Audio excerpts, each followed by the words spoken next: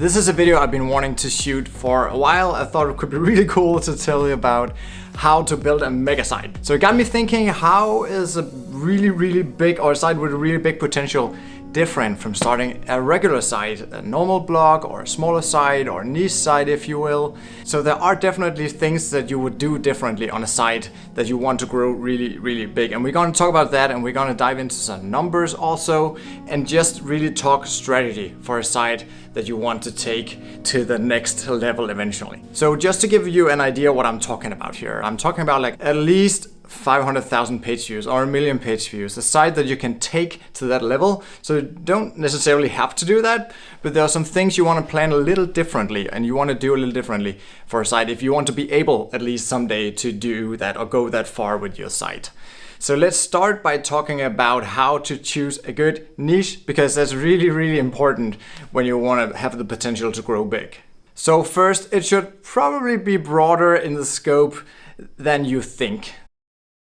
So let's say you're passionate about apple trees and growing apples in your garden. So you might think, I want to talk about fruit trees in general, or maybe everything trees, but I want to challenge you to go even further out.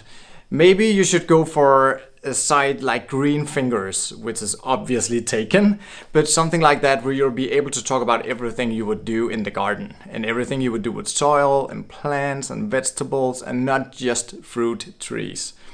So it's hard sometimes to figure out when you have opened it up enough. So the trick is really to just open it as much as possible. The most important part to this is the domain name. So you really want to get the domain name right the first time. Because if you want to pivot, if you want to change the domain name, if you want to move the site from one domain to another, I've seen that go well many times, in most cases I'd say. But sometimes there's just something that goes wrong, and then you just don't end up with the same number of page views. So you want to get this right the first time. So it's important to still choose a name that can actually work with the specific type of articles that you want to start with. Let's say you wanted to start with 50 or 250 articles about apple trees. Then you want to have a domain name that works with that, but also with other stuff. So see how greenfingers.com, for example, would be a good fit, because it would sound like something you would want to go to learn about trees, but you could also learn other stuff from a site like that about gardening, right? Now let's take a few other examples. Let's say you wanted to build a site about learning Swedish. That could probably not be a site you would take to 1 million page views, because, you know, Sweden is not that big. It's bigger than Denmark, where I come from, and it's our neighboring country actually. But it's only like, I think, 8 or 10 million people. So there wouldn't be that many people interested in it. So you would probably want to open that up to be a site about everything language-wise, like how to learn languages in general. And we'll come back to how you will start. But for now, let's just talk a little bit more about the domain name. So another example could be that you're passionate about climbing mountains. You would probably also want to open that up to just climbing in general, because you'll be able to talk about rock climbing and bouldering and mountain climbing, of course, and just other types of climbing and equipment and stuff. And you want to be able to do that, because you might start a site about mountain climbing, and then after 50 or 80 articles, you can see that most of what's left is already taken, or it's just super small topics that wouldn't really make for a good blog post anyway. So the last example here is, let's say you're passionate about playing the mandolin. So this tiny guitar thing. You would also want to open that up to playing string instruments. So a good domain name there could be String Hero or String Passion or whatever. Just something where you would still hit the right strings with the audience. I think you get the picture. So as long as you can broaden it out and still find a domain name that would sound specific enough, I would say you should definitely open it up more and spend a long time finding that good domain name, because it's so important. Every time you appear in the search results, you will be competing against all the other names. And if your name just sounds a little bit more authoritative, or your domain name just sounds like a site that would know about these things, you would win more clicks. And more clicks is what gets us higher up in the search results, and obviously gets us more traffic. The next thing I want to talk about is how to plan the topics you're going to write for other categories, or the first category actually. Because many times when people hear me talk about that you should build like a big site, choose a really broad domain, then people make the mistake to start by selecting 5 main categories. Let's say you wanted to build a site about apple trees and you go with this site that's super broad. Then many times people will start doing different types of gardening. So there's a distinction here between going with a broad domain name that allows you to go really broad and then going broad. So instead, I want you to write those 400 first articles about lemon trees, if any way possible. I mean, if you can find 300 or 400 articles about something very, very specific, you should do that, because that's how we establish authority. We don't establish authority about going all over the place and really show that we have a big site talking about this and that and everything over here.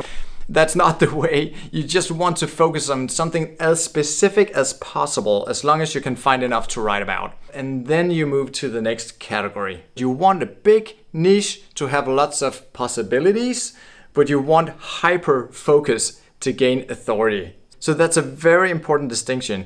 A big domain that can allow you to go everywhere, but you want to really zoom down with hyper focus on just a few things and talk about everything there is to talk about to gain that authority. I hope that makes sense. Okay, now let's talk about numbers and math and earning potential here and traffic. So I'm gonna look a little bit over to my screen once in a while because I did write down some numbers that I'm gonna put here on the screen as well. So let's say you get 300 to 500 page views per article on average. So if you've been with me for a while here, you know that way back I built a site that I shared here on the channel where I got like 1200 page views per article. And a year or two ago, I would probably teach you to expect 500 to 800 page views per article. But I would say today it's a little different because we have more competitors, we have more bloggers. There's just so much content out there. So it's hard to get more than 300 to 500 page views per article. So I just want to set that expectation right from the beginning. So let's aim for 400 page views per article here. Let's say you earn $30 per 1,000 page views. And that would probably, if you're following my strategies today, be 80% income from ads, display ads and video ads just appearing between the content, and 20% income, 20% of that $30 coming from affiliate links that you click and you make a commission. So that 80-20 breakdown is not totally off if you look across my portfolio. So that means with 400 page views per article and $30 per 1,000 page views that you will make $12 per article once the article had time to mature. And now let's say you want to outsource some of the content. You will probably end up paying 3 cents per word. That's what I pay most of my writers these days. And if those articles are 1,500 word articles, that means that you'll pay $45 per article. And remember, we're going for $12 per article. That means that you will need 3 to 4 month ranking time with an article before it makes the money back that you paid for it. Given that you do all the editing yourself and you don't have any other expense than the 3 cents per word. So you also need to give this content time to rank. And normally you would hear me say 8, 10, maybe 12 months time is the time it'll take for a new article on a brand new site to rank in Google. But we've seen the latest Google Core updates add a few more months to that. So a few of my sites and many sites that I've looked at sort of, or especially the smaller sites when it's a brand new site or it's only like a year or two old, it will sometimes give it a little bump in that growth curve and just let it stall for a few months, maybe 3-4 months, and we see more plateauing. So maybe you should expect closer to a year, maybe 14 months before it really ranks and pull in the traffic that it'll get. And at that point, you need 3 or 4 months for it to earn the money back that you paid for it. So if you're going to invest in this site and you're not just going to write everything yourself, you need to have these numbers down so you don't spend too much money up front. But it's also totally fine to write all the content yourself.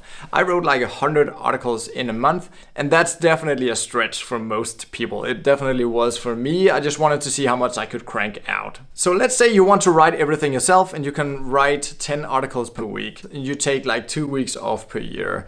Then you'll end up with around 500 articles during the first year.